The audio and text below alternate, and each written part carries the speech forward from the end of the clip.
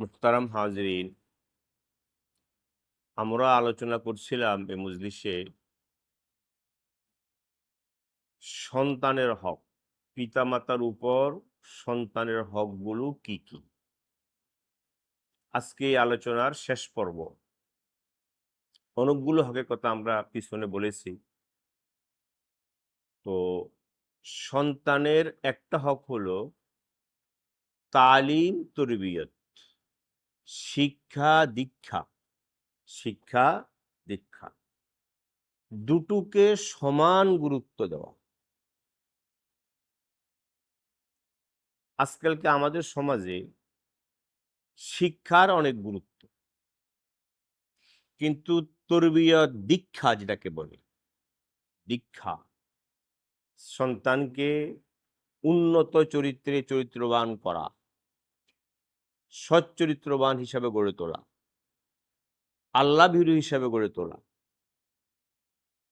দ্বীনি শিক্ষা দেওয়া, এটার নাম তরবিয়ত দীক্ষা। এর প্রতি আমাদের শতকরা একজনও নেই, অধিকাংশেরই কি নেই, কোনো গুরুত্ব নেই। শিক্ষার প্রতি অনেক গুরুত্ব। ছেলেকে শিক্ষিত করতে হবে, খাবে কোত্থেকে, কি করবে, কি করে চলবে, কি করে চলবে, কোত্থেকে খাবে, পেট কিভাবে পালবে, এই চিন্তা থেকে আমরা সন্তানদেরকে অনেক উচ্চ শিক্ষা দিই, অনেক ডিগ্রি ধারী বানাই। ঠিক আছে,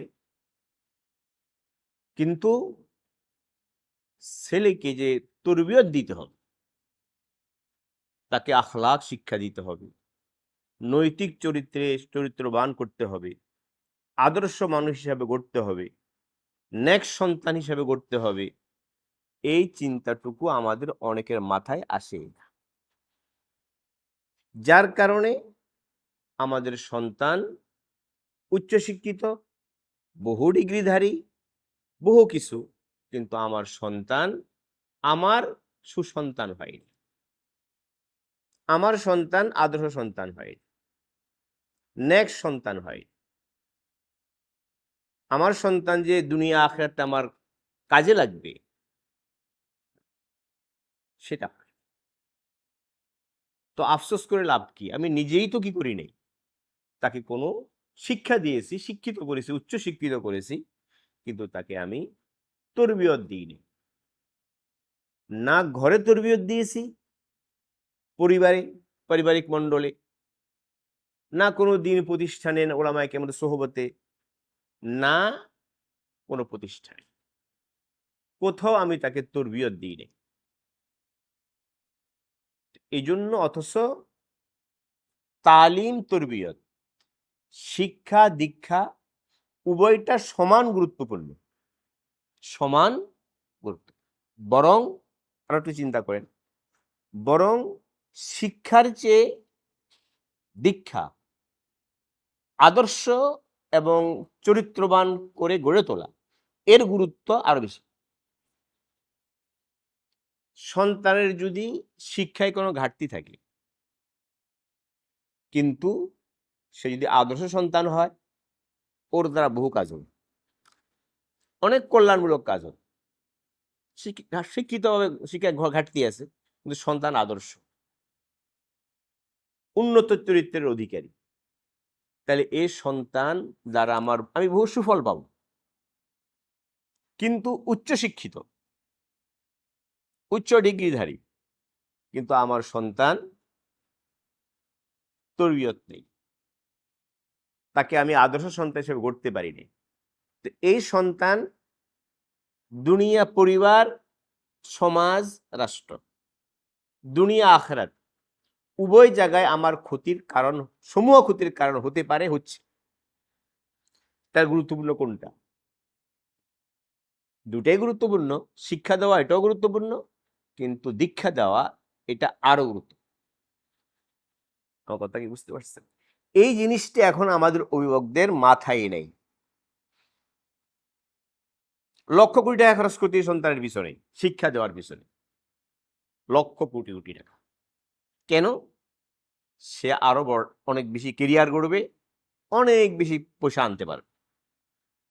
কিন্তু আমার ছেলেকে যে তরবিয়ত দিতে হবে, দীক্ষা দিতে হবে, আদর্শ সন্তান হিসাবে গড়ে তুলতে হবে, আদর্শ নাগরিক হিসাবে গড়ে তুলতে হবে, একজন খাঁটি মুসলিম হিসাবে গড়ে তুলতে হবে। এই কথা আমাদের, এই জন্য কথা এটা বলবো, সন্তান একটা হক। সন্তানের অন্যতম হক হলো সন্তানের তালিম তরবিয়ত। আরবি ভাষায় তালিম, এটাই শিখবেন, তালিম তরবিয়ত। বাংলায় বলে শিক্ষা দীক্ষা। দীক্ষা শব্দ এখন আমাদের মানে ভাষা থেকে, মন মানসিকতা থেকে মুছে গেছে। এক সময় আমরা ছোটকালে, আপনারা ছোটকালে শুনছেন শিক্ষা দীক্ষা, শুনছেন না? এক শব্দ দুই একসাথে, শিক্ষা দীক্ষা। এখন দীক্ষা বলতে কোনো শব্দই নেই, অভিধানেও নেই, আলোচনায়ও নেই, শুধু শিক্ষা, শিক্ষিত করো, দীক্ষা দাও, এটা নেই। না পারিবারিক মণ্ডলে, না সমাজে, না প্রতিষ্ঠান, শিক্ষা প্রতিষ্ঠানে, কোথাও দীক্ষার শব্দ নেই। তাহলে আমরা কি হচ্ছি? আমরা শিক্ষিত হচ্ছি, কিন্তু শিক্ষিত পশু হচ্ছি। আমার শিক্ষা আমাকে পশু থেকে মানুষ বানাতে পারেনি। শিক্ষিত হচ্ছি কিন্তু চালাক পশু হচ্ছি। তো এই জন্য এই কথাটা খুব খেয়াল রাখি যে সন্তানের তালিম যেমন আমি চিন্তা করব, সাথে সাথে তাকে দ্বীন ইসলামের এলেম দেওয়া এবং নবী চরিত্র, নবীজির চরিত্র, আখলাক, আখলাক নবী, নবীজির চরিত্রে চরিত্রবান করা, এটা এক মাপকাঠি, সোজা কথা। নবীর চরিত্র, নবীজির আদর্শে আদর্শ হিসাবে গড়ে তোলা, এই ফিকির সন্তানের জন্য করতে হবে। এটা সন্তানের পাওনা হক, সন্তান পিতামাতার উপর। আমার কথা কি বুঝতে পারছেন?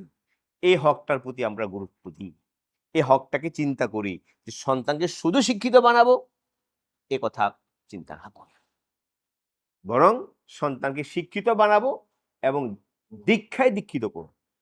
ঠিক আছে ইনশাআল্লাহ? এটা খেয়াল রাখি, খুব মাথায় ভালোভাবে মাথায় এটা ঢুকেই যে সন্তানকে শিক্ষার পাশাপাশি আমাকে কি করতে হবে? দীক্ষায় দিতে হবে। মানে সন্তানকে শিক্ষিত এবং দীক্ষিত করে কি করতে হবে? তুলতে হবে। ২ নম্বর সন্তানের হক হলো কিছু সচ্চরিত্র, উত্তম গুণাবলী। সচ্চরিত্র, উত্তম গুণাবলী। পারিবারিক জীবন থেকে সন্তানকে সচ্চরিত্রবান এবং উত্তম গুণাবলীতে সজ্জিত করে তোলার চেষ্টা করা, এটা পিতামাতার দায়িত্ব। এখন তো স্কুল কলেজে শিক্ষা নাই, স্কুল কলেজে কোনো দীক্ষার ব্যবস্থা নাই। তাহলে আপনার সন্তানকে আপনি উন্নত চরিত্রের চরিত্রবান, নবী চরিত্রে নবী আদর্শ আদর্শ কিভাবে করবে? এই জন্য নবী চরিত্রে চরিত্রবান করার জন্য সন্তানকে ঘরোয়া পরিবেশে থেকে শুরু করতে হবে। যেমন আমি আপনাদেরকে উদাহরণ দিয়ে বলছি, একটা অসৎ চরিত্র, একটা সচ্চরিত্র। একটা সচ্চরিত্র হলো সততা, কথায় কাজে, সততা সব জায়গায়, কথায় কাজে সততা, কথার মধ্যে সততা, কাজের মধ্যে সততা, আচরণে উচ্চারণে সততা, এটা সচ্চরিত্র। এটা কি? সচ্চরিত্র, সততা। সিদক বলে আরবিতে, সিদক, সততা, সদাকত, সিদক সদাকত, সততা। সততা বলতে কথায় সততা, কর্মের সততা, আচরণে উচ্চারণে সততা। এর বিপরীত অসৎ চরিত্র, মিথ্যা, মিথ্যাচার, প্রতারণা, ধোঁকা। এই যে অসৎ চরিত্র আর সৎ চরিত্র, এই দুটো চরিত্র সম্পর্কে সন্তানকে যখন তার বুঝ হয় তখন থেকে তাকে সচেতন করে তোলা যে সততা গ্রহণ করবা, ধোঁকা, মিথ্যা, প্রতারণা থেকে বেঁচে থাকবা। এটা পিতা মাতার প্রথম দিন থেকে সন্তানকে বোঝানোর চেষ্টা করে। এবং এই বিষয়ক সততা, ন্যায়পরায়ণতা, এর বিপরীত মিথ্যা, প্রতারণা, ধোঁকা, খেয়ানত মানে বিশ্বাসঘাতকতা, এই যে অসৎ চরিত্র, এগুলোর সম্পর্কিত কিছু নবীজির কিছু ঘটনা আছে। সততা সম্পর্কিত নবীজির ঘটনা, গল্প, সততা সম্পর্কিত সাহাবাই কেরামের গল্প, বুজুর্গায়দের গল্প, মিথ্যাচার, বিশ্বাসঘাতকতা, এই অসৎ চরিত্র থেকে বেঁচে থাকা সম্পর্কিত নবীজির উক্তি, নবীজির আখলাক, সাহাবাই কেরামের আখলাক, এগুলো সন্তানকে আব্বা আম্মা ছোটকাল থেকে শোনাবে গল্পগুলো। সততার গল্প, মিথ্যাচার থেকে বেঁচে থাকার গল্প, এই গল্প শুনাইলে আস্তে আস্তে দেখবেন আপনার সন্তান সততার অধিকারী হবে, ন্যায়পরায়ণতার অধিকারী হবে। আপনার সন্তান থেকে মিথ্যাচার, ধোঁকা, বিশ্বাসঘাতকতা, প্রতারণা, এগুলোর ব্যাপারে আপনার সন্তানের অন্তরে ঘৃণা তৈরি হবে। আমার কথা কি বুঝতে পারছেন? গুরুত্বপূর্ণ কথা এগুলো। একটা ঘটনা আপনাদেরকে শুনাই। আমরা সবাই জানি হযরত বড় পীর হযরত আব্দুল কাদের জিলানী রাহমাতুল্লাহ, কত বড় আল্লাহওয়ালা বুজুর্গ। তিনি যখন কিশোর, শৈশব পার হয়ে কিশোর পদার্পণ করছেন, উনি বাগদাদ যাবেন এলেম শিখার জন্য। পিতা নাই, আম্মা আছে। তো তখন তো আর গাড়ি ঘোড়া ছিল না, কাফেলা যেতে হইতো। কাফেলা বন্দি হইতে ঘোড়া ঘুরা, ওটে ফিটে ঘোড়া ফিটে যেতে হইতো বা হেঁটে যেতে হইতো। তো একটা কাফেলা গিলান থেকে, গিলান হলো ইরানে, বর্তমান ইরানের মধ্যে পড়ছে। এখান থেকে বাগদাদ যাবে ইরাকে কাফেলা। তো কাফেলা ব্যবসার কাফেলা। তো আম্মা ওই ব্যবসার কাফেলায় ছেলেকে দিবে, তুমি কাফেলার সাথে যাও, বাগদাদ হলো এলেমের নগরী, এলেমের রাজধানী, সেখান থেকে যা এলেম শিখে আসো। পিতা নাই, আম্মা পড়াচ্ছে। তো পাড়ানোর সময় কিশোর ছেলে, কিশোরও না 12-15 মনে হয় বয়সে, তো বলছে যে দেখো কিছু টাকা দিছে খরচের জন্য। তত মুদ্রা ছিল, কিছু মুদ্রা, স্বর্ণ মুদ্রা, রূপ মুদ্রা দিয়েছে, কিছু হাতে পকেটে দিয়েছে, আর কিছু থলির মধ্যে দিয়ে ভিতরে জামার এদিকে কোথাও, তখন সাইড পকেট ছিল কি ছিল, ওটার মধ্যে রেখে দিছে। বলে এটা গিয়ে এটা আস্তে আস্তে ধরবা না, যখন বাগদাদে যাইবা, প্রতিষ্ঠানে যাইবা, শিক্ষা প্রতিষ্ঠানে যাইবা, ওখানে গিয়ে এগুলো হেফাজত করে খরচ করো। যখন কাফেলা রওনা হয়েছে, আম্মা যাওয়ার সময় একটা কথা বলছে আব্দুল কাদের জিলানীকে, আম্মা এই তরবিয়ত কি বলছে, যে দেখো তোমার আব্বা নেই, তোমাকে দিয়ে দিচ্ছি অন্য লোকদের সাথে, কাফেলার সাথে, তুমি দিন শিখতে হবে তোমাকে। একটা কথা, কখনো মিথ্যা বলবা না। যত কঠিন সংকট আসুক, মিথ্যার আশ্রয় নেবা না, প্রতারণা, ধোঁকার আশ্রয় নেবা না, এমন কোনো কাজ করবা না যে বিশ্বাসঘাতকতা। এই উপদেশটা আম্মা দিয়েছেন বালক কিশোর আব্দুল কাদের জিলানী। যখন রওনা হয়েছে কাফেলা, তখন তো অনেক দুর্গম পথ দিয়ে যেতে হইতো, মাঠ প্রান্তর, মরুভূমি, এখানে দিয়ে যেতে হইতো। এক জায়গায় গেছে, রাতে যাপন করছে, সেখানে ডাকাতেরা হামলা করছে। ডাকাত দল ছিল তখন, দস্যু ডাকাত, এরা কাফেলা দেখে কাফেলার উপর হামলা করছে। হামলা করে কাফেলার সব টাকা পয়সা লুটপাট করে নিয়ে গেছে। পাশে আব্দুল কাদের জিলানী রাহমাতুল্লাহ আলাইহ কিশোর বা আরো ছোট, জড়সড় হইয়া দাঁড়িয়ে। তো ওরা বলছে ওর কাছে কিছু নেই, বলা মানুষ সাহায্য নিয়েই গেছে। তো একজন বলছে দেখিয়ে কাছে গিয়েছে, যা বলছে এই তুমি কোথায় যাও, বলে আমি যাইতেছি পড়ার জন্য যাচ্ছি বাগদাদ। ওরা তো ব্যবসা করতে যাচ্ছে, আমি পড়ার জন্য যাচ্ছি। তোমার কাছে কি আছে? হাতের পকেটে হাত দিছি, টাকা ডোরা নিয়ে গেছে। বলে আর কি আছে? বলছে আমার আম্মা যাওয়ার সময়, আসার সময় কিছু টাকা দিয়ে দিছে খরচ করার জন্য, সেগুলো আছে। কোথায় আছে? বলে যেখানে আছে। বুঝতে পারছেন? তো ওখান থেকে ভিতরের সাইড পকেট ছিল, ভিতরের পকেট ছিল, ওখান থেকে ওগুলো নিয়ে নিচ্ছে, নিয়ে যাও। এখন এরা তো রাতের বেলা করছে, সকাল পর্যন্ত অপেক্ষা করবে। যখন সব দস্যুরা ডাকাতগুলো নিয়ে গেল, সর্দার যে সব নিয়ে সর্দার কাছে জমা দিতে হয়, সর্দারা ভাগ করবে, সর্দারের কাছে নিয়ে জমা দিছে। তো দেয়ার এক পর্যায়ে কথা বললো যে একটা বালক, শিশু কিশোরের মতো, তার কাছ থেকে অনেক টাকা পেয়েছে, এটা বললো সর্দারকে। তো সাথে সাথে কথাটা শুনাইলো যে ছেলেটা এত সরল, এত সহজ, সরল সহজ, সাদা মাটা মাটা, যে তারা জিজ্ঞেস করলাম তোমার আর কিছু আছে কিনা, সে বলছে আছে। কোথায় আছে? বলে এখানে আছে। দেখাই দিছে, আমরা নিয়ে নিছি, মিথ্যা কথা বলেনি, এটা বলছে। তখন সর্দার বলল ওই ছেলেটা নিয়ে আসো, ওই ছেলেকে কি নিয়ে আসো। তো ওই ছেলেকে এরা নিয়ে গেছে ডাকাতের সর্দার, ডাকাত দলের সর্দারের কাছে।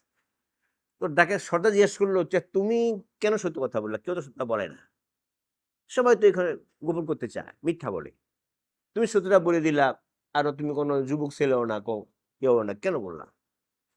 তো ছেলে বলল, শুনো, আমার আম্মা আমাকে যখন রওনা করছে, আমাকে উপদেশ দিচ্ছেন যে কখনো মিথ্যা বলবা না, কখনো কারোর সাথে বিশ্বাসঘাতকতা করবা না, কারোর প্রতারণা ঢোকাবে না। তা আমি আর সত্য বলছি, আম্মা বলছি সত্য বলার জন্য, আমি সত্য বলছি। কথা কি বুঝতে পারছেন? এটা কি হচ্ছে দেখেন এখন, এটা শোনার পরে ডাকাত সর্দারের চেহারা পরিবর্তন, চেহারা রং পরিবর্তন হয়ে গেছে, তার ভিতরে মনোজগতে পরিবর্তন, এবং চোখ ঝাপসা হয়ে আসছে। আল্লাহ, এই দীর্ঘ জীবন পর্যন্ত ডাকাতি করলাম, মানুষের কষ্ট দিলাম, কত মানুষকে হত্যা করলাম ডাকাতি করতে গিয়ে, কত মিথ্যা ধোঁকা প্রতারণা আশ্রয় নিলাম। একটা কিশোর বালক, সে মা বলছে সত্য বলার জন্য, সে সত্য কথা বলে দিল নির্দ্বিধায়, সে দেখছে ডাকাতি হচ্ছে। তো আমরা কি করলাম? আমাদের কি হবে? দেখেন, এই যে একটা আখলাক, এই আখলাকটাই কি হয়ে গেছে দাওয়াত। আপনি আমি হাজারবার দাওয়াত দিয়ে যে কাজ করতে পারতাম না, বাস এই একটা ঘটনা কি হয়ে গেল, বিশাল দাওয়াত হয়ে গেল, পুরা কাফেলা। এটা শুনে সর্দার যখন চেহারা পরিবর্তন হয়ে গেল, কান্না শুরু করলো, পুরা কাফেলা তওবা করলো আব্দুল কাদের জিলানীর হাতে।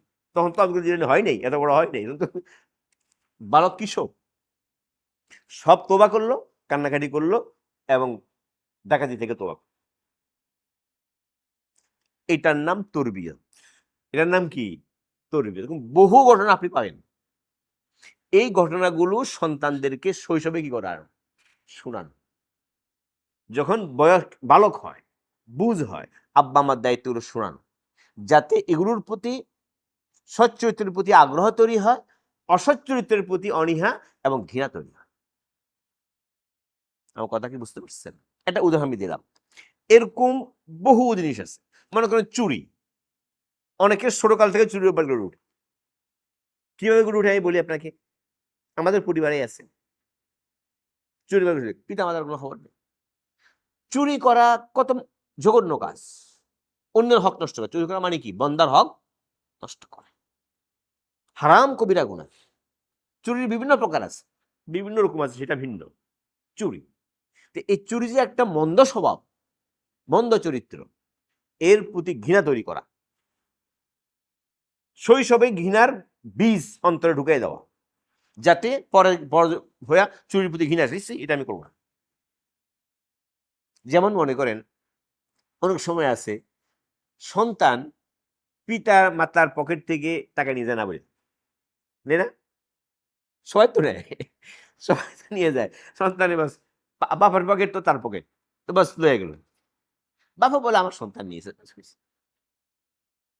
কথাটাকে কেমন মনে করলো, উদারতা দেখাইলো, সন্তানের প্রতি সৎ। এটা তো সন্তানকে নষ্ট করার দিকে থেকে দিল। আমার কথা বুঝেন নাই?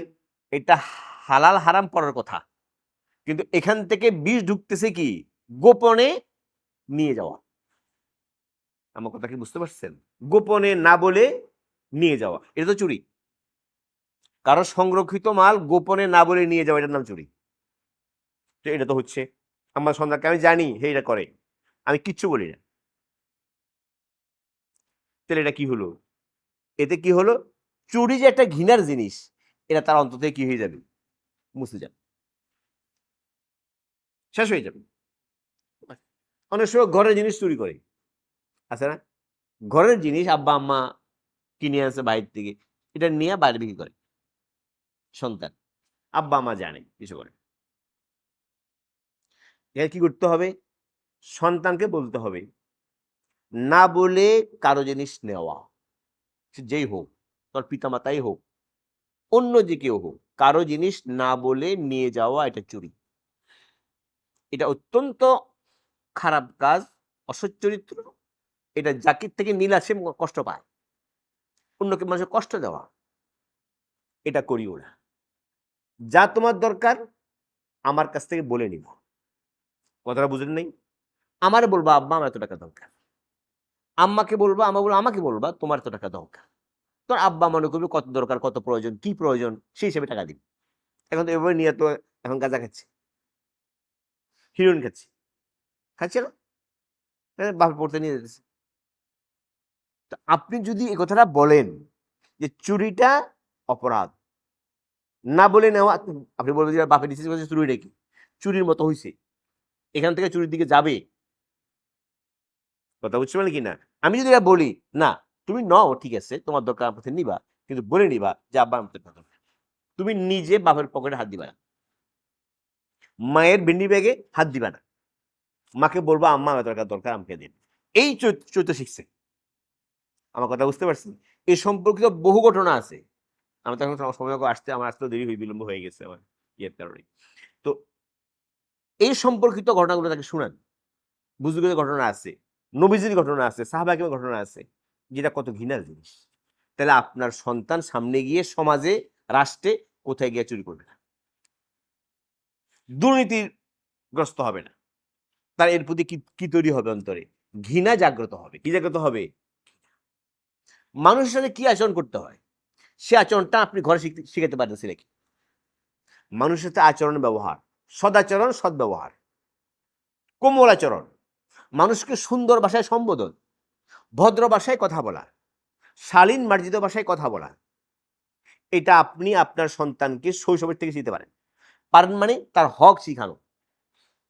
যেমন আমি আপনাকে বলি, কেমন, প্রত্যেকের এখন শহরে যারা আমরা থাকি, প্রত্যেকের ঘরে কাজের বুয়া আছে, আছে না? কাজের ছেলে আছে, আরো গাড়ির ড্রাইভার আছে, আছে না? এদেরকে আমি কোন চোখে দেখি? এদেরকে আমার সন্তান কোন চোখে দেখে? এদের সাথে আচরণ ব্যবহারটা কেমন হবে? এত অধীনস্থ, হাদিসে পরিষ্কার নির্দেশনা আছে, নবীজি বলছেন এত অধীনস্থ। নবী বলছেন যে ইখওয়ানুকুম খাওয়ালুকুম, তোমাদের দাস দাসী, গৃহকর্তা, গৃহকর্মী, কর্মচারী, মানে পরিচারিকা, এবং তোমাদের অধীনস্থ তোমাদের ভাই। কি বলছেন? ভাই, দাস দাসী ভাই, বুয়া তোমার বোন। নবী বলছে ইখওয়ানুকুম, মানে তার প্রতি ভ্রাতৃত্বের চেতনা জাগ্রত করছে। সহিহ বুখারীতে আছে।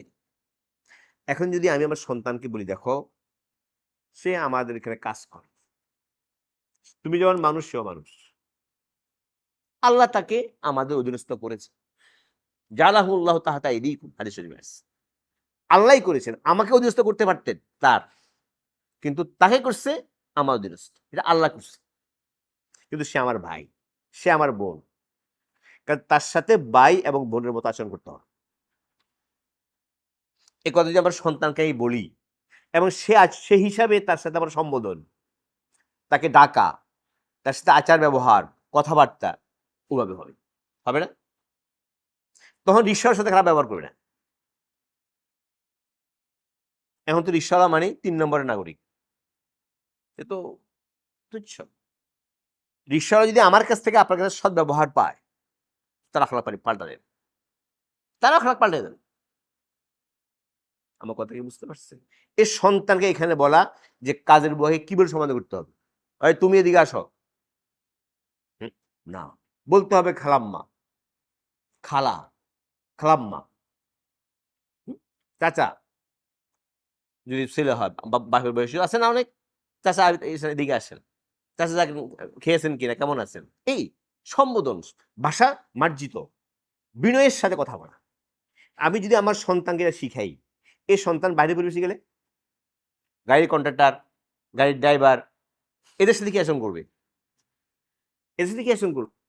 ভালো আচরণ করবে না? এই জন্য কথা বলছিলাম এটা, যে সন্তানকে পারিবারিক মণ্ডলে, পরিবেশে তাকে আখলাক, উন্নত আখলাক শিক্ষা দেওয়া, অসৎ চরিত্র থেকে তাকে তার অন্তরে ঘৃণা তৈরি করা, এটা সন্তানের হক। কার উপর? পিতামাতার। পিতামাতা। আমরা এটা করছি কিনা? এটা না করে পরে হাই হাই করি। সন্তানের জন্য কোনো শ্রম আমরা দিই না, সন্তানের জন্য কোনো ফিকির আমরা করি না, শুধু শিক্ষিত বানাবো, উচ্চ ডিগ্রি নিবে, কি করবে, উচ্চ ক্যারিয়ার গড়বে, বিশাল পদে চাকরি করবে, 10 লাখ টাকা 1 কোটি টাকা বেতন পাবে, বাস মজে খাবো আর চলবো, আমিও খাবো আর চলবো। তো খাবো চলবো তো বৃদ্ধাশ্রমে পাঠিয়ে দেয়, বুঝে দুর্ব্যবহার করে। যখন দেখতেছে বাপ কিছু কাজ করতে পারে না, বাপ সাথে দুর্ব্যবহার শুরু করে। বাপ এখন অকর্ম, কোনো কাজে নেই, এটা বাজারে বোঝা হয়ে গেছে। কেন? আমি তো আখ থেকে বাপ শিখাই নেই, মুরব্বী শিখাই নেই। মুরব্বী বুঝে বরকত, মুরব্বীর সেবার বুঝে বরকত, কল্যাণ, দুনিয়ার কল্যাণ, আখাতের কল্যাণ, আমার কামিল, এটা আমি সঙ্গে শিক্ষা দিই নাই, না দিতে হবেই। কথা কি বুঝতে পারছেন? তো কথা এটুকু অনেক কথা বললাম। এই যে এটা 2 নম্বর, 1 নম্বর পয়েন্ট বললাম, তালিম তরবিয়ত, শিক্ষা দীক্ষা উভয়টাকে সমান গুরুত্ব দেওয়া, এটা সন্তানের হক। সমান গুরুত্ব দেওয়া, বরং দীক্ষার গুরুত্ব শিক্ষার চেয়ে বেশি। 2 নম্বর বললাম, সন্তানকে পারিবারিক মণ্ডলী, পরিবারের পারিবারিক পরিবেশে সন্তানকে সৎ চরিত্রে শিক্ষা দেওয়া, অসৎ চরিত্র থেকে সন্তানকে বারণ করা, এটা সন্তানের কি হক। 3 নম্বর হক হলো গান বাজনা, পর্নোগ্রাফি, যেগুলো আজকালকে সমাজ, পুরা সমাজ বরবাদ করে দিল, আখলাক, চরিত্র, নীতি, নৈতিকতা, আদর্শ সব শেষ করে দিচ্ছে। এবং যত ধরনের খারাপ নভেল আছে না, নাটক নভেল, খারাপ, চরিত্র নষ্ট করে, আখলাক নষ্ট করে, মানুষকে জৌলকের দিকে ঢেলে দেয়, এই ধরনের কাজ বাসায় না রাখা, বাসায় না ব্যবস্থা, এগুলো বন্ধ করে দেওয়া, বাসার পরিবেশে এগুলো সম্পূর্ণ বেঁকে দেওয়া, গান বাজনা, নাচ গান এগুলো, এবং পর্নোগ্রাফি, চরিত্র নষ্ট হয় এরকম বইপত্র, এগুলো পরিবেশে না রাখা, বাসায় না রাখা, এবং এগুলোর প্রতি সন্তানের অন্তরে ঘৃণা তৈরি করা, যে এগুলো মানুষকে অসৎ বানায়, মানুষের মনুষ্যত্ব নষ্ট করে, মানুষকে পশু বানায়। এই কথাগুলো সন্তানকে আপনি আগ থেকে দেন অন্তরে। আপনার পরিবেশ যদি এরকম থাকে, ইনশাআল্লাহ সন্তানের ভাবে কি হবে, গড়ে উঠবে। চরিত্র নষ্ট হয় এমন কোনো বইপত্র ঘরে না রাখা, চরিত্র নষ্ট হয় এমন বইপত্র, নভেল, নাটক ঘরে কি না রাখা, এবং অসৎ পরিবেশ থেকে সন্তানকে দূরে রাখা, অসৎ বন্ধু, দুষ্ট আর নষ্ট, কি দুষ্ট নষ্ট পরিবেশ থেকে, বন্ধু থেকে সন্তানকে হেফাজত করা, এরা পিতামাতার কি দায়িত্ব। বিলাসিতা থেকে দূরে রাখা, সন্তানকে বিলাসী বানাবেন, আয়েসি বানাবেন, এর সন্তান কোনো কাজ হবে না, দুনিয়ার কাজও হবে না, আখিরাতের কাজও হবে না। বরং সন্তানকে কি বানাইতে হবে, কর্মঠ, উদ্যমী, বুঝছেন কিনা, কর্মঠ এবং কি উদ্যমী বানাবেন, আইসি বিলাসী বানাবেন না, এরা সন্তানের হক নষ্ট করা। উদ্যমী পরিশ্রমী যদি হয়, সন্তানের দৈহিক স্বাস্থ্য ভালো হবে এবং আখিরাত ভালো। অলস, উদাসীন, কর্মবিমুখ, বিলাসী, আইসি বানাবেন না। আমার কথা বুঝতে পারছেন? বরং তার কর্মঠ, উদ্যমী, পরিশ্রমী, কাজ করে সন্তানকে দিয়ে বাজার করাবেন। আপনি যান কেন, বুড়া বয়স হয়ে গেছেন, এখন আপনি যাবেন, সন্তানকে তুমি বাজার করে আসো, বা নিয়ে যাবেন, চলো আমার সাথে, চলো বাজার করো, হাতে ব্যাগ লও, এগুলো শিখাবেন। এগুলোর মধ্যে কোনো অসম্মান নাই, বরং সম্মান। পরিবারের কাজ নিজে করা সুন্নত। রাসূল করিম সাল্লাল্লাহু আলাইহি ওয়াসাল্লাম ঘরের পরিবেশে বিবিকে সহায়তা করতেন। কানাফি মাহনাতে আহলিহি, নবীজি পরিবারের কাজ করতেন ঘরে, রান্না বান্নার কাজের সাথে পানি আনা, থালা বাসন তৈরি করা, এগুলো করতেন।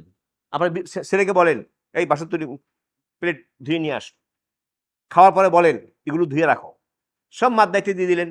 ও বেচারি সারাদিন ধরে পাক পাক করলো, এরপরে আপনার সামনে খানাও দিল, সব কিছু করে দিল, খায়া অর্ধেক না খায়া প্লেট ময়লা করে থুয়ে চলে আসলেন।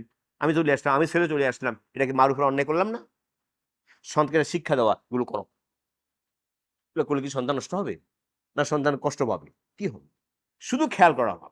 এই জন্য এক কথায় সন্তানকে আয়েসি বিলাসী বানাবেন না, কর্মবিমুখ করবে না, কর্মঠ বানান, পরিশ্রমী বানান, উদ্যমী বানান। ঠিক আছে? এটাও সন্তানের একটা কি। মেয়েদেরকে পর্দা শিক্ষা দেওয়া, পর্দার গুরুত্ব, পর্দার গুরুত্ব, সম্ভ্রম রক্ষার কি গুরুত্ব, নারীর ইজ্জত, নারীর স্বাধীনতা, নারীর লজ্জাশীলতা রক্ষার গুরুত্ব বোঝানো, যে নারীর মূল পরিচয় হলো তার সম্ভ্রম, কি তার ইজ্জত, সম্ভ্রম, নারীত্ব। এই নারীত্ব হলো নারীর সবচেয়ে বড় সম্পদ, যার কোনো মূল্য নাই, মূল্যহীন সম্পদ। কি? নারীর নারীত্ব, সম্ভ্রম, ইজ্জত রক্ষা করা। এটা মা বুঝাবে মেয়েকে, খবরদার, এটাই তোমার নারীত্ব, যে এটা নষ্ট হয়ে যায় নারীত্ব শেষ। এবং নারীর ব্যাপারে মানে লজ্জাশীলতা, লজ্জা নারীর ভূষণ, নারীর সৌন্দর্য। যে নারীর লজ্জা যত বেশি, ওই নারী তত সুন্দরী, ওই নারী তত কি সুন্দরী, তত আকর্ষণীয়। আর যে নারীর লজ্জা কম, সে নারী তত তত বেশি অসুন্দর। কি শব্দ আমি বলতে পারতেছি না, তত বেশি অসুন্দর যার লজ্জা নেই। লজ্জা নারীর সৌন্দর্য, নারীর ভূষণ, নারীর সৌন্দর্যকে আরো বাড়ায় দেয়। লজ্জা, লজ্জা নাই তো এটা নাই, দামড়া। তো এটা এটা মেয়েকে বুঝাবে, মা বুঝাবে যে হায়া ত্যাগ করবে। হায়া নষ্ট হয়, যে সমস্ত কাজে কি নষ্ট হয়? হায়া নষ্ট। পরপুরুষের সাথে মেলামেশা করলে কি নষ্ট হয়? হায়া নষ্ট হয়। এই পর্নোগ্রাফি দেখলে কি হয়? হায়া নষ্ট হয়। যে সমস্ত কাজে হায়া নষ্ট হয়, এসব কাজের প্রতি মেয়ের অন্তরে ঘৃণা তৈরি করবে না। হায়া অক্ষুণ্ণ রাখো। কথা কি বুঝতে পারছেন? এবং পর্দার গুরুত্ব বুঝানো, পর্দা পর্দা করার গুরুত্ব কতটুকু, এটা মেয়েকে বুঝানো। এটা আব্বা আম্মার দায়িত্ব। কথা কি বুঝতে পারছেন?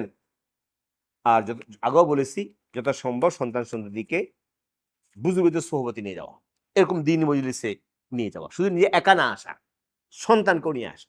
আবার সন্তান স্কুলে পড়ে, এবার সন্তান স্কুলে পড়ে, আপনি আসতেছেন, সন্তানের খবর নেবেন না আপনি? শুধু নিজে বাঁচলে হবে না সন্তানকে বাঁচাইতে হবে? কু আনফুসাকুম ওয়া আহলিকুম না, নিজে বাঁচো, সন্তানকে জাহান্নাম থেকে বাঁচাও, এটা দায়িত্ব। ওলামাকে আমরা সোহবতে, বুজুর্গদের সোহবতে নিয়ে আসেন, দিন শিখার ব্যবস্থা করেন। এটা হোক। আরেকটা কথা বলে শেষ করছি, আমরা অনেকে সন্তানকে শাসন করি। শাসন করতে গিয়ে আমরা জানি না শাসন করার প্রয়োজন। এখন তো এমন একটা সময় শাসন করা যাবেই না, এইটা আরেক নব্য জাহিলিয়ত, এগুলো আধুনিক জাহিলিয়ত। কোনো শাসন করা যাবে না। না, শাসন না করলে তৈরি হবে কি হবে? বাকি শাসন করার ক্ষেত্রে বাড়াবাড়ি না হওয়া চাই, সীমা লঙ্ঘন না হওয়া চাই, আবার শিথিলতা না হওয়া চাই। শাসন করার আগে বেদ, হাত, এই দুইতে কি শাসন করে মানুষ? বেদ, হাত, মুখ, তিনটে ব্যবহার করে। মুখ ব্যবহার করে, মুখ দিয়ে খারাপ শব্দ বলে, খারাপ ভাষা ব্যবহার করে, পিতা মাতা সন্তানকে বলে, করে কিনা রাগ হইয়া। মুখ, হাত, বেদ, এই তিনটা দিয়ে শাসন করে। এই তিনটা দিয়া শাসনের আগে, এটা করার আগে ঘরের পরিবেশে দিনদারি নিশ্চিত করতে হবে। পিতা মাতা দিনদার হইতে হবে, ঘরে দিনদারি থাকতে হবে। এটা আগে করতে হবে। এটা আগে করার পরে মুখ ব্যবহার করবেন, হাত ব্যবহার করবেন, আপনি এই আটাটি কি বললাম, বেদ ব্যবহার করবেন। আগে কি করতে হবে? পিতা মাতাকে দিনদার হতে হবে, ঘরে দিনের পরিবেশ কায়েম করতে হবে। পিতা মাতা বলে দিনদারি নেই, আমি নিজে মিথ্যা কথা বলি, আমি আব্বা, ছেলে জানে আমার আব্বা মিথ্যা কথা করে, বলে অনেক সময় ছেলেরা আমার কাছে বলে যে আমার বাবা মিথ্যা কথা করে, বাবা সুদ খায়, আমি কি করবো? বলে বাবা সুদ খায়, তো এই বাবার সাথে আমি কি করবো? আমাকে বলছি কি করবো? সুদ হারাম আমি জানি, আর বাবা সুদ খায়। তাহলে আপনি যদি ঘরের মধ্যে দিনদারি পরিবেশ নিশ্চিত না করেন, তো আপনি কিভাবে ছেলেকে, আপনি আপনি যদি এখন ছেলেকে পড়ার থেপট দিতেছেন, তো মানবে না আপনাকে, আরো বিদ্রোহী হবে। এখন কি হবে? আপনি মানবে না, তুমি তো মিথ্যা কথা বলো, তুমি তো ঘুষ খাও, সরকারি বিষয়ে চাকরি ঘুষ লাও, ছেলে জানে এটা। তো ওই ছেলেকে আপনি কিভাবে মানুষ করবেন? আপনি কিভাবে তার গায়ে হাত উঠাবেন? আমার কথা বুঝেন নাই? তখন গায়ে হাত সে মানবে না, তখন বিদ্রোহী হবে। এটা তরবিয়ত না। এই জন্য হাত ব্যবহার, মুখ ব্যবহার এবং বেদ ব্যবহারের আগে নিজে কি হইতে হবে? দিনদার হতে হবে। ঘরে দিনের পরিবেশ কায়েম করতে হবে। এটা করার পরও লাগতে পারে। এরপরে পদ হলো কোমলভাবে বুঝাবে, কোমলভাবে বুঝানো, ওই যে ওয়াজ নসিহত, বুজুর্গদের সোহবতে নিয়ে আসা, দাওয়াত তাবলীগের মেহনতের সাথে জুড়ে দেওয়া, এগুলো করবেন আগে। এরপরও যদি না হয়, সেখানে দরকার হয় অনেক সময় কিছু মুখে বলতে হয়, তো বলার ক্ষেত্রে খেয়াল রাখবেন। রাগ হইয়া আনকন্ট্রোল হবেন না। শব্দ চয়ন, শব্দ ব্যবহারে সন্তানের কাছে ইজ্জত সবার আছে। একটা কথা খেয়াল রাখবেন, ইজ্জত কি আছে? সবার আছে। ইজ্জত সবার আছে। আপনার সন্তান, আমি পিতা, তার আবার কিসের ইজ্জত? অসম্ভব। ইজ্জতে নফস মানে আত্মমর্যাদা বোধ, আত্মমর্যাদা বোধ সকলের আছে। আপনার শিশু সন্তানেরও আছে, কিশোর সন্তানেরও আছে। আপনি যদি এমন কথা বলেন তার ইজ্জতে আঘাত লাগে, বাপকে সে মানবে না, বিদ্রোহী হয়ে উঠবে। আপনি ছাত্র, তার ইজ্জত নফস আছে। আপনি ওস্তাদ যদি এমন কথা বলেন তার ইজ্জত উপরে লাগে, আঘাত লাগে, সে আপনাকে মানবে না। খেয়াল করতে হবে ইজ্জতে আঘাত লাগছে কিনা। ছাত্রকে আপনি যখন ছেলেকে সংশোধন করবেন, শাসন করবেন মুখ দিয়া, শাসন করতে খেয়াল করতে হবে আমি শব্দ কি বলছি। আপনি যদি যা ইচ্ছা তাই বলেন, আমি শব্দগুলো নিলাম না, যা বলে বা বাপে ছেলেকে মেয়েকে যে ভাষায় বলে, তো এটা বলতে সে আঘাত করবে। আঘাত করলে কি সংশোধন হবে? এখানে কড়া কথা বলতে হবে। কড়া করার বদলে সীমা আছে, মাত্রা জ্ঞান আছে। সীমা মাত্রা জ্ঞান রেখে মুখের ভাষা ব্যবহার করতে হবে। আমার কথা কি বুঝতে পারছেন? এবং হাত ব্যবহার করবেন যদি দরকার হয় সেখানেও সুরত সীমা দিছে, এখানে করতে পারবেন না। মাথায়, কানে, গালে কোনো হাত ব্যবহার করা যাবে না, সবটা জায়েজ। যদি হাত ব্যবহার করতে হয় আপনি পিঠে দিবেন, হাতে দিবেন, একটু রাগ হয়ে দিবেন, কিন্তু এমনভাবে দিবেন না যে তার বেশি কষ্ট হয়, বেশি ব্যথা পায়, কিছুটা ভেঙে গেল, আহত হয়ে গেল, এরকম করবেন না। বেদ ব্যবহার করবেন, আছে বেদ আছে শরীরে, বেদ ব্যবহার করবেন, বেদ লাগবে। বেদ হলো শাসনের লাঠি। কিসের লাঠি? শাসনের লাঠি। শাসনের লাঠি উঠে যাওয়ার কারণে সব বেয়াদ হয়ে গেছে। শাসনের লাগবে। স্কুল শাসন নাই, মাদ্রাসাও নেই, চলে যাচ্ছে এখন। লাঠিটা লাগে, এটার নামে শাসনের লাঠি। এটা আমরা পড়ছি না আগে, শাসনের লাঠি, এখন শাসনের উঠে দিছে। উঠে দেওয়ার কারণে এখন শিক্ষকের মাথার উপর সওয়ার হয় ছাত্র, শিক্ষকের চেয়ার সহ ফালাই দেয়। শাসন লাঠি নাই যে, বুঝেন নাই? এই শাসন লাঠি থাকতে হয়। বাকি লাঠি ব্যবহার করতে সাবধান, মাত্রা জ্ঞান থাকবে। আপনি লাঠি, শাসনের বেদ এখানে ব্যবহার করতে পারবেন, মাথায়, মুখে, কানে কখনো করবেন না। হাতে দিবেন, পিঠে দিবেন, কুতুব দিবেন, সেখানে শরীরে হাদিস আছে যে ইতুরুক না দাগ হয়ে যায়। দেখছেন কি হয়? কালো দাগ হয়ে গেছে, এরকম মারবেন। আপনার চামড়া ফেটে গেছে, এরকম মারবেন। কোথাও ভেঙে গেছে, পরিষ্কার নিষেধ করছেন। এমনকি পশু, ঘোড়া, গরু, একেও ইসলাম এভাবে নিষেধ করছে যে সে কি বার তা দাগ হয়ে যায়। হাদিস শরীফে নিষেধ করছে ইসলাম, এভাবে ঘোড়া কবির বার। আর এখন এটা বাড়াবাড়ি। আপনি বেদ দেন, বেদ দেওয়ার উদ্দেশ্য তাকে কষ্ট দেওয়া না, বেদ উদ্দেশ্য তাহলে কি করা? সাবধান করা, সংশোধন করা। কাজে অতিমাত্রা এটা ক্ষতি। আমার কথা কি বুঝতে পারছেন? তো শাসনের ক্ষেত্রেও আমরা এটা করব।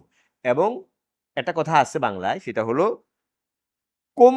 কোমলতার সাথে, কমনীয়তার সাথে কি অনমনীয়তা, কোমলতার সাথে অনমনীয়তা।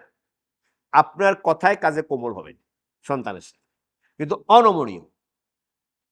কোনোভাবে আপনি আপনার আদর্শ থেকে কি হবেন না, সরবেন না। আপনি আপনার পয়েন্ট এগিয়ে যাবেন, কিন্তু কিসের সাথে? কোমলতার সাথে অনমনীয়তা। কথা কি বুঝতে পারছেন? কি বললাম সবাই খেয়াল রাখবেন, বুঝতে করবেন কি? কোমলতার সাথে অনমনীয়তা। কোমল কিন্তু কঠোর, কোমল কিন্তু কি কঠোর। এটা হবে শাসনের তরিকা। আল্লাহ তাআলা আমাদেরকে কথাগুলো বুঝার, সে অনুযায়ী আমল করার, আমাদের পরিবার গড়ে তোলার, সন্তান গড়ে তোলার তৌফিক দান করুন। আমিন। ওয়া আখিরু দাওয়ানা আলহামদুলিল্লাহি রাব্বিল আলামিন।